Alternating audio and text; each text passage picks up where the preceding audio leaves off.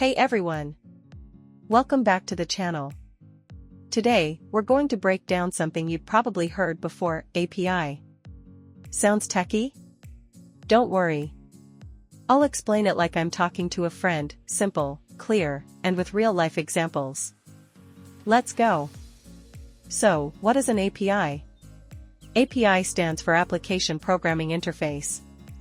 But don't let the name scare you, it's basically a messenger between two programs. Direct hit, think of it like a waiter at a restaurant. You give your order to the waiter, your request, the waiter tells the kitchen, the system, and brings the food back to you, the response. The waiter is the API, connecting you, the user, with the kitchen, the system. Let's say you're using a weather app. That app doesn't generate weather data itself, it asks another system, like a weather API.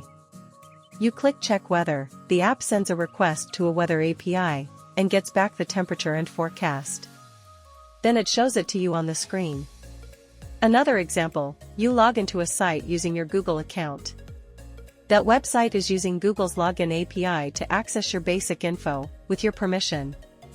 The site doesn't have your Google password. It's just asking Google, hey, is this person real?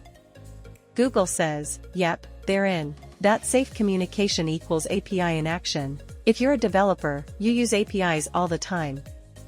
You fetch data from a database, use payment systems like Stripe, or even connect to ChatGPT, all using APIs. In code, it looks like this. So let's recap.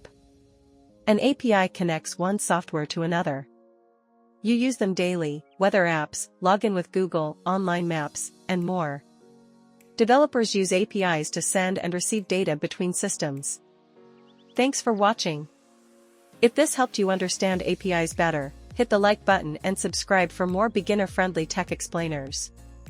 Next week, we'll talk about front-end versus back-end, so stay tuned.